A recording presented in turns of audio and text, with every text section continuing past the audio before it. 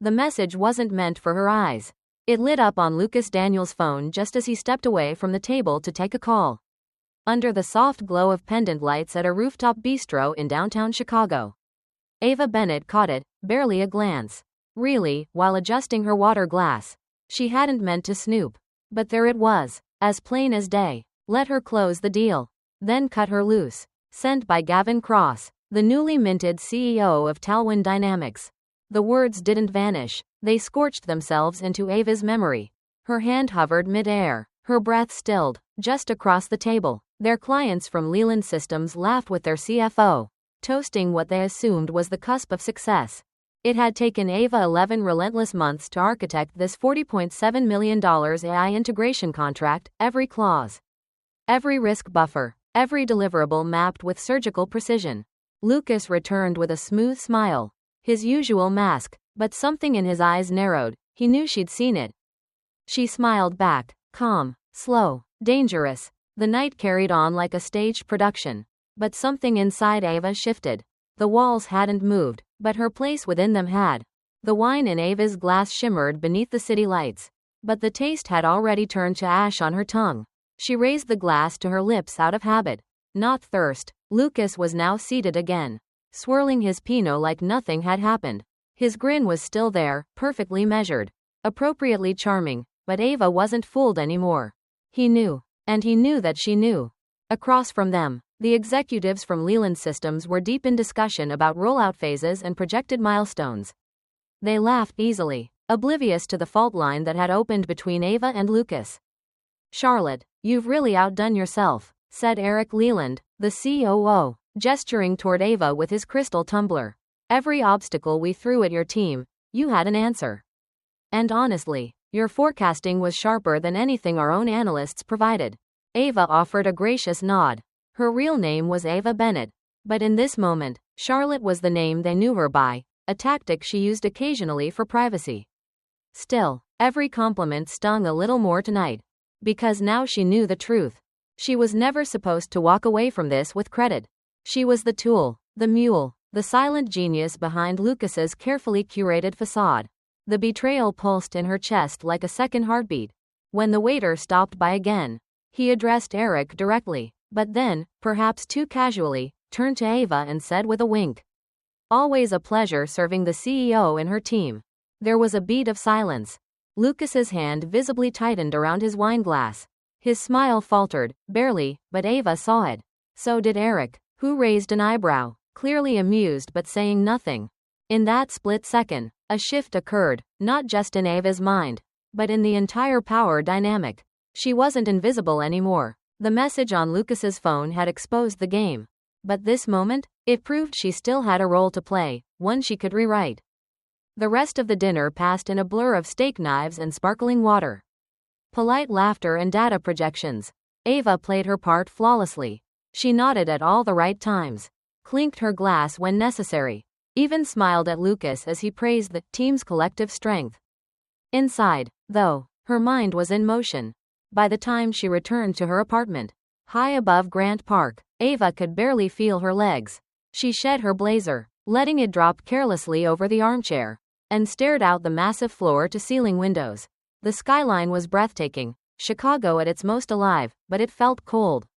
Like a city that had turned its back.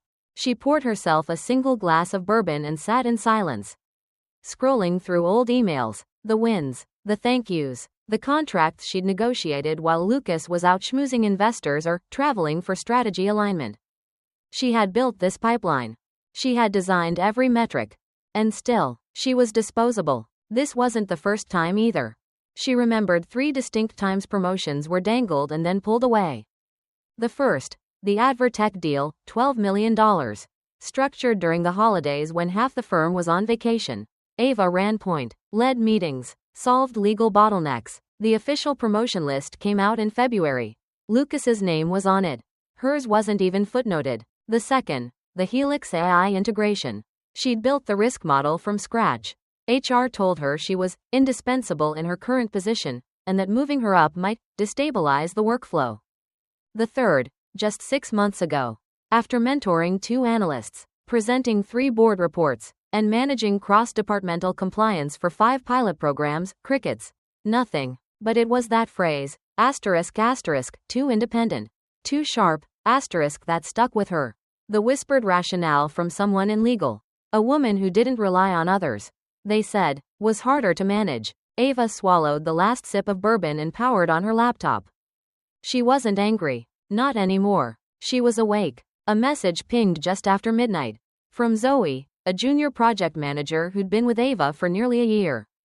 Subject: just between us. Body: you didn't get this from me. Attached: Q4_restructure_leadership review.pdf. Ava clicked. Her name wasn't on any of the leadership succession tracks. Not even as a consideration. But Lucas? He was everywhere. East Coast lead, strategic division head, talent mentor. It wasn't just that they didn't value her. They were erasing her. She stared at the screen for a long time. Then opened a separate folder on her desktop, one she hadn't touched in weeks. It contained exactly one file. A logo design mock-up. A name. Arbor and North Consulting. An idea she'd shelved. A company she'd dreamed of starting. She ran her fingers along the edge of her laptop. Was it time? As if on cue, her phone rang. Mom appeared on the screen. Ava almost let it go to voicemail. But she answered. Hey, Ma. Her mother's voice was steady. Warm as ever. Hi baby. Just checking in. You sounded tired the other day. I'm okay. Ava lied. There was a pause. I hope they see you. Ava, really see you. Ava stared at her reflection in the window, blurred. But still hers. They will, she whispered. Soon. After the call, she reopened the folder. Dragged in 3 more files. Designs. Playbooks. Client-ready briefs. All hers. All original. Then she opened a clean document and typed a single line. What would it take to walk away on my own terms? And this time, she didn't close the laptop. 2 weeks later, on what should have been just another Wednesday, Ava found herself sitting across from Eric Leland in a sunlit cafe off Michigan Avenue. He'd asked to meet privately. Off record, he'd said, and Ava assumed it would be more of the same, timelines. Feedback loops. Expansion tiers. Leland Systems was still reviewing final clauses before committing to the deal. And Ava was prepared to recite her pitch backward if necessary. But as the server placed their drinks on the table, an espresso for him, herbal tea for her, Eric leaned forward, resting his forearms on the reclaimed wood surface with a seriousness that stole her breath. Can I ask you something personal? He said. Ava blinked. Sure. Why are you still working there? The question hit harder than it should have. She opened her mouth to answer but found no script. No corporate response. Just silence. Eric didn't flinch. He simply watched her, like he already knew what she wasn't ready to admit. I've seen the deliverables, Ava, he said quietly. The logic frameworks. The risk scenarios, hell. Even the tiered deployment models. That's your thinking, not Lucas's. Ava sat straighter. Our team works collaboratively. Shared credit is. Stop, Eric said gently but firmly. You don't need to recite the handbook. I've worked with Talwin Dynamics for years. I know who actually does the work. She didn't know whether to feel seen or exposed. Eric swirled his espresso, eyes fixed on the dark liquid. We declined a proposal from Lucas last year. Glossy on the surface, but when we pressed, things got murky. Inconsistencies, vendor loopholes. It reeked of surface polish. No substance. Ava's stomach turned. That pitch had been painted internally as a narrow miss, blamed on budgetary hesitations. You're telling me that deal fell through because he was all sizzle. No steak, Eric finished. But now, here we are, 2 months into working with your version. And it's surgical, clean, strategic. You think I don't notice that? Ava said nothing, her throat tightening. Eric looked up. If you ever decide to do something bigger, on your own terms, we'd fund it. It took her a moment to register the words.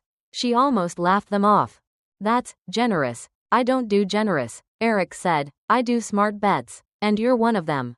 He said it like a fact, not a compliment. It disarmed her. The conversation shifted after that, drifting back to technicals, rollout dates, and edge case testing, but Ava barely tracked it. Her mind was spiraling, not from confusion, but clarity. She hadn't realized it, but she'd been waiting for someone, anyone, to see her, to confirm she wasn't crazy, or petty, or overreaching, that her intuition was real, her value undeniable. By the time she returned to her apartment, the sky had dimmed into that blue-gold hue that makes a city feel like it's holding its breath. She dropped her bag on the kitchen counter, kicked off her heels, and sat in silence. She didn't reach for her laptop this time. She didn't need to. The next morning, something shifted. Not externally, the office looked the same.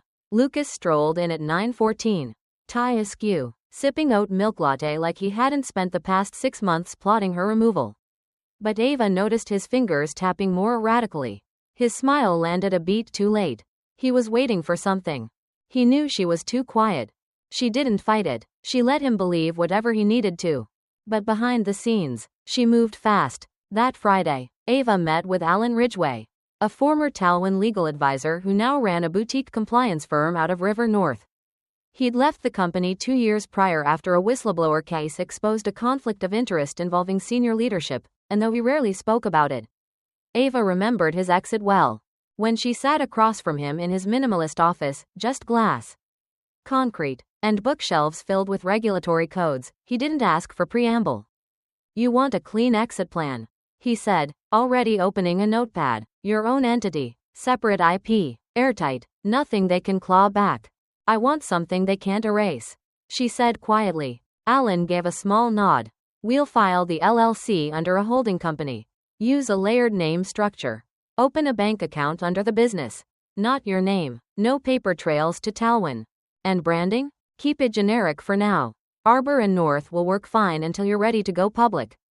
It took 90 minutes, 2 legal filings, 1 bank transfer. By the time Ava left his office, her company existed. It didn't have a website, or employees, or clients, but it had a name, a structure, and more importantly, a reason. She didn't tell anyone, not yet, not until late one evening. A week later, when she ran into Zoe again, alone in the server room, triple-checking export logs. Ava hadn't meant to be there. She just wanted to verify backup redundancies for her own peace of mind. But Zoe noticed. "You're not here for maintenance," she said, arms crossed. Ava hesitated, then pulled a USB drive from her pocket. "No names, just my decks, original work, clean files, no IP theft." Zoe took it with a quiet nod. 2 hours, she said. "Don't worry, I'll sanitize everything." That night, while the others slipped out to happy hour or stared numbly at spreadsheets, Zoe backed up 18 months of Ava's brilliance. When she handed back the drive, she added a single line that made Ava's chest tighten. "Whatever you're building, it's already realer than they think." The air inside Talwin Dynamics felt different the next Monday morning. Not colder, not louder, just thinner. Ava stepped into the sleek glass lobby the same way she had every day for the last 4 years. Her stainless steel tumbler in hand, her badge clipped to her coat, her expression calm, but something had shifted, not just in the atmosphere, but in her. She was done pretending. The elevator pinged at floor 42, and as the doors opened, she noticed it immediately. Voices hushed too quickly, screens angled just slightly away, glances exchanged behind coffee cups. The whispers had started. She wasn't sure who knew what, but Ava had learned long ago that fear travels faster than truth. As she walked past the conference room, she caught sight of Lucas inside, flanked by 2 senior managers. They were hunched over a laptop. The door was half shut, not quite closed, not quite open. When he looked up and saw her, he didn't smile, he just stared. When Ava reached her desk, she noticed her system login failed. Once, twice. Access denied. Her hands hovered over the keyboard. No way. She tried again. The red warning blinked like a siren. A second later, her phone buzzed. It was a message from HR. "Status update regarding employment. Please check your email." She opened her inbox on her phone. 5 cold, clinical lines greeted her. "Your employment with Talwin Dynamics is terminated effective immediately. Your credentials have been deactivated. Please do not attempt to access company systems. HR will reach out regarding your exit process. This decision is final." No reason, no call, no signature. Just like that, her years of service were deleted, digitally, administratively, existentially. Ava sat motionless. The air felt still, even though her chest rose and fell like it was preparing for battle. Her mind went blank, but her instincts kicked in. She stood, walked calmly to her desk drawer, swiped a few personal items, a pen her mother gave her, A framed photo from grad school. The vintage mechanical pencil she used during every major negotiation. That's when she saw it. A small manila envelope resting on her chair. No name, no label, just sealed, clean. Ava's pulse jumped. She opened it. Inside was a slim black USB drive and a single sticky note in small, familiar handwriting. You'll need this. It's everything you built, Z. Her throat tightened. No one had to tell her who Z was. Zoe had known, had seen this coming, had prepared. Ava clenched the drive in her palm. Her entire career was vanishing, slashed by digital erasure, by lazy betrayal. And yet here, in this tiny envelope, was proof she had existed. Proof she had mattered. She walked past Lucas 10 minutes later. He saw her coming, saw the envelope in her hand. And still, he didn't look ashamed. He offered that same tight-lipped smirk he'd used the day he took credit for her Lockwood pitch deck. I hope things work out for you, he said blandly. A farewell meant to feel neutral, corporate, hollow. But Ava heard the performance behind it. The cover. She didn't reply. She didn't even blink. Her silence was the reply. She left without slamming doors or making scenes. No HR escort, no cardboard box. Just her and the USB. And the quiet knowledge that they had just made the worst mistake of their fiscal year. By 3 p.m., Ava was back in her apartment. The city buzzed outside, oblivious. People ordered lattes, jumped subway grates, answered Slack messages. The machine never stopped, and she, after years of greasing its gears, was finally out of it. She stared at the folder on her coffee table. Arbor and North was no longer a folder, no longer a plan. It was real. She booted her laptop and inserted the USB. Inside were 18 folders, strategy decks, budget models, deployment forecasts, all hers, clean, watermarked only with her initials. No stolen property, no breached code, just brilliance. The silence in her apartment grew unbearable. No laptop pings, no calendar alerts, just the city hum, her breathing, her future, rising like a tide. Her phone rang. Mom. She nearly let it go. But something in her cracked. Hi, Ma. Her mother's voice was soft and steady. You okay? I think I just got fired. Ava said. There was a pause. You think? I mean, I know. I just didn't expect it like this. No warning. Just, off. Shut out. Like I never mattered. Ava swallowed the thickness in her throat. Her mom didn't say anything for a moment. Then softly. Do you want me to come over? Ava smiled. No. Just needed to hear your voice. You know who you are, her mom said, even when they pretend they don't. After the call, Ava sat for a long time. Then she opened her laptop again. One unread email waited in her inbox. From 2 months ago, from Eric. Subject. You know what you're worth. She clicked. Nicole, I don't know what will happen with this deal. But I want you to know this. We've worked with dozens of firms. You're the first person who made us feel like our vision mattered more than just our checkbook. If you ever want to do something different, something yours, call me. We'd back you, no questions. Eric. Ava read the words 3 times. Her breath caught. She stared at her screen. Then at the drive. Then at the contract, still unsent. The biggest deal Talwin would never see. And finally, she saw it clearly. She wasn't ruined. She was released. She closed her laptop slowly. This wasn't a collapse. It was a beginning. The story Talwin thought they'd ended? Ava was just starting to write her own. The next morning didn't begin with a board meeting or a jammed inbox. It began with silence. The kind of silence that feels unnerving, until it doesn't. Ava sat at her kitchen table, dressed in a plain gray sweatshirt, sleeves pushed up, hair twisted into a no-nonsense knot. In front of her, a black mug of coffee gone lukewarm. Her laptop open to a single folder labeled Arbor and North, and the USB drive Zoe had handed her. Now tucked like a sacred relic next to a fresh legal pad. She hadn't slept. She didn't need to. Sleep was for healing. Ava wasn't healing anymore. She was building. She opened the contract, the one that had consumed nearly a year of her life. Its title, still in bold. Leland Systems, AI Infrastructure Implementation, Final. The content hadn't changed, but the ownership had. Talwin Dynamics logo was still in the top right corner. Ava deleted it. In its place, she inserted a clean, minimal heading. Arbor and North Consulting, LLC. Authorized representative, Ava Bennett. Chief Executive Officer. Her fingers paused over the keyboard. It felt surreal. She'd spent so long trying to be seen, trying to earn a place in someone else's structure. And now, the title sat at the top not because someone gave it to her, but because she chose it, claimed it. It didn't feel like vanity. It felt like justice. She opened Signal and messaged Alan Ridgway. Hey, if I move on this today, am I legally protected? Alan, all systems go. Your draft is clean. No IP conflicts. No ties to Talwyn. You're bulletproof. Confirmed. I'm sending it. Alan, let it rip. And Ava, congrats. The cursor hovered over the Gmail tab. She drafted the email with precise calm. 2. Eric.Leland@lelandsys.com. Subject: Arbor and North, contract signature. Body: thank you for your patience. Attached is the signature-ready version of our contract under Arbor and North.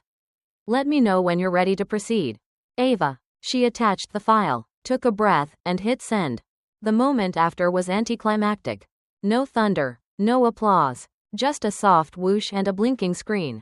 She sat back, exhaled slowly, and stared out the window at the street below. Chicago was waking up, delivery trucks reversing in the alley, bikes weaving through crosswalks, pigeons crowding a rooftop ledge. Just another Tuesday. Except it wasn't. 27 minutes later, her phone buzzed. Eric, we approve. Funding is still on the table. Let's announce this jointly Friday.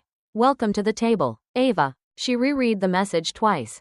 Then a third time. It was real. The $42 million contract hadn't just moved, it had moved with her. Not because of politics, not because of handshakes or backroom leverage.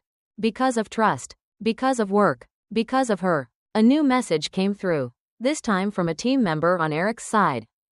Please forward banking details for invoice processing. First installment will be wired within 24 hours. Ava stared at that line longer than she should have. 24 hours. That was all it would take for the firm that had erased her to realize their crown jewel had slipped through their fingers and landed in the hands of the woman they'd underestimated. She replied with the new banking info tied to Arbor and North's holding account. Simple, clean, discreet. Then she closed the laptop and stood. It was only 10:47 a.m. She'd made the biggest move of her professional life before noon. Her phone buzzed again. Zoe. Just overheard Lucas freaking out. PR is scrambling. Marcus is calling IT trying to figure out who leaked what. I'm pretending to know nothing. Ava. Hold your ground. Give it a week. Then let me know if you want in. Zoe's reply was instant. You know I'm in. Just say when. That night, Ava didn't celebrate. She didn't post online. Didn't buy champagne. Didn't even tell her mom, yet. There would be time for all of that. Instead, she curled up on the couch, opened a folder labeled Client Pipeline, and began sorting through her backlog of notes, names, leads, small conversations from the last 2 years where someone had said, if you ever do your own thing. She smiled. They were about to find out she had. She flagged 3 contacts. Claire Hoskins, procurement at Veltic Solutions. Elena Patel, systems integration at Cast Iron Logistics. Graham Lee, CTO at Solvair Health Tech. Each one had, at some point, bypassed Lucas to speak with her directly. Each one had trusted her.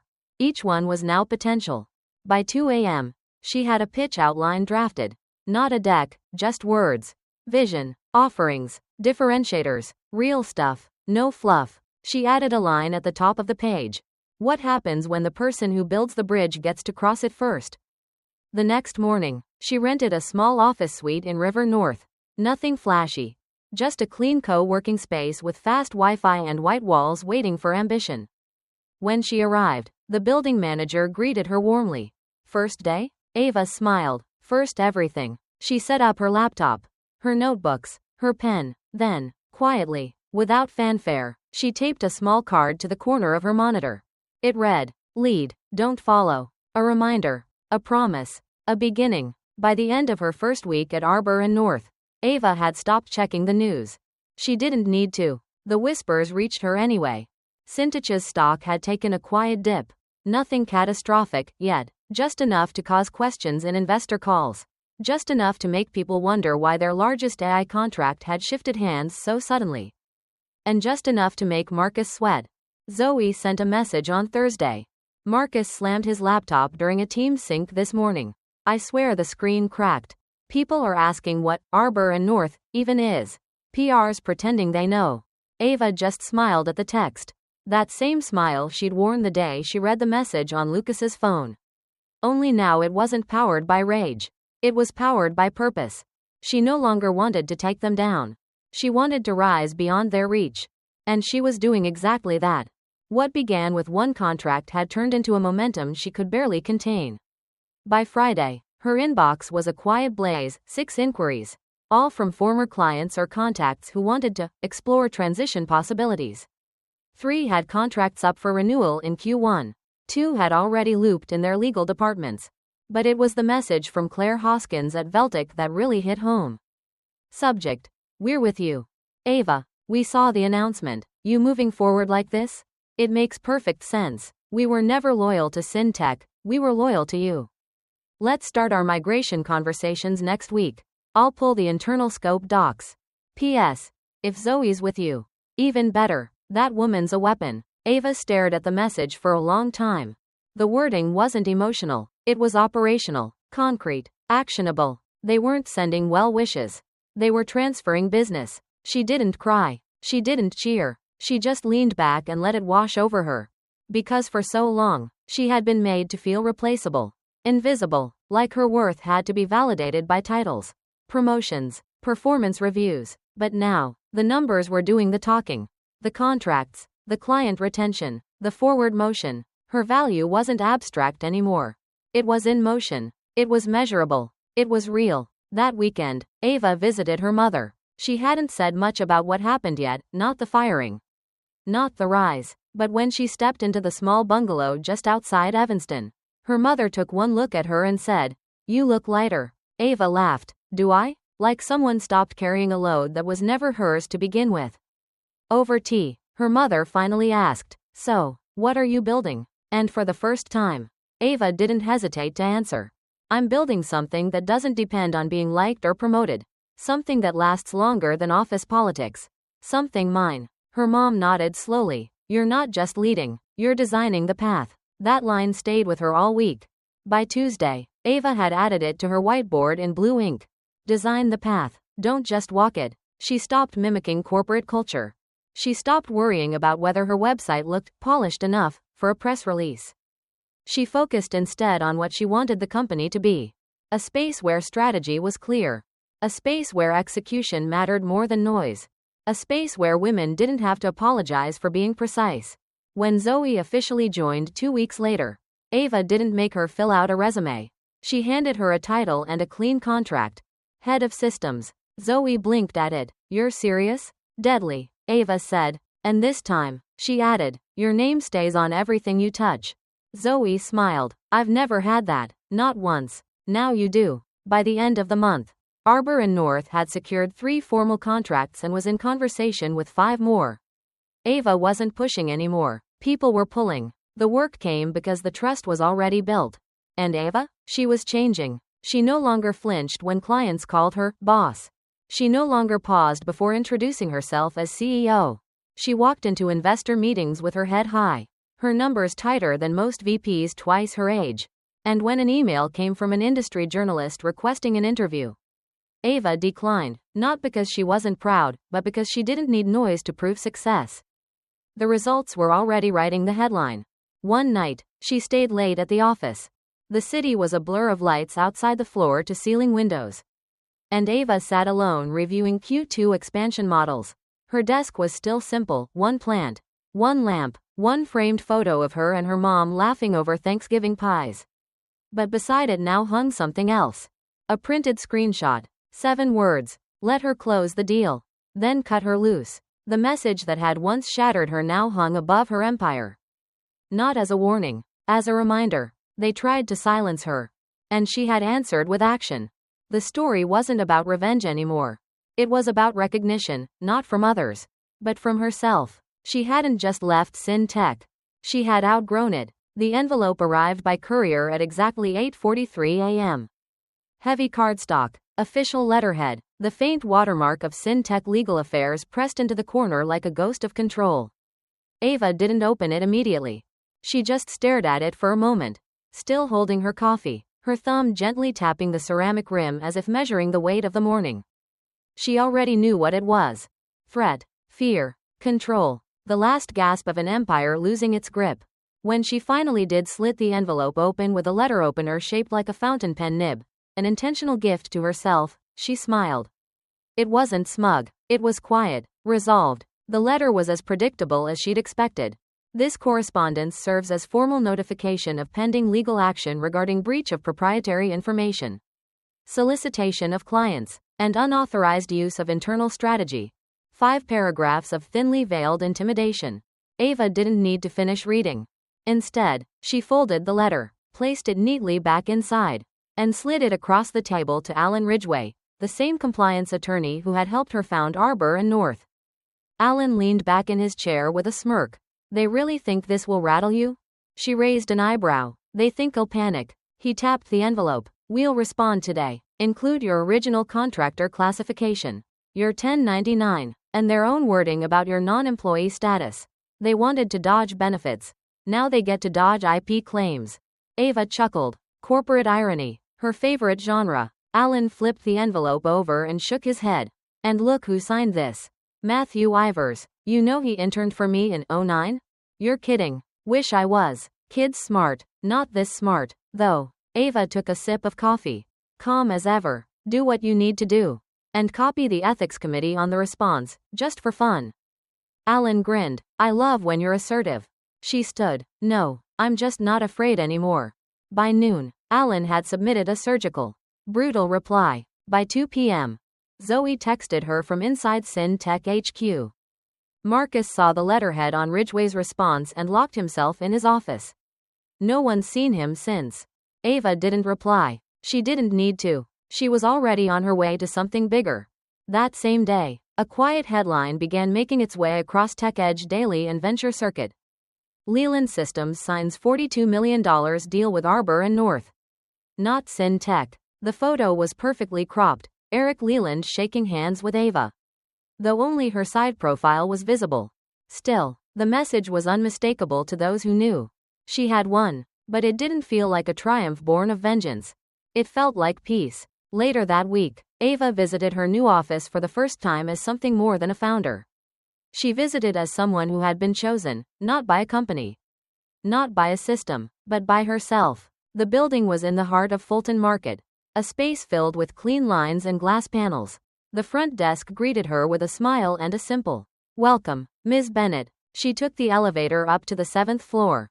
The nameplate outside read, Arbor and North, Ava Bennett, CEO. She ran her fingers across it before stepping inside. The office wasn't grand, just right. One long oak desk, a minimalist bookshelf, a framed photo of her and her mother at graduation, a coffee machine humming softly, and one framed screenshot hanging proudly near the door.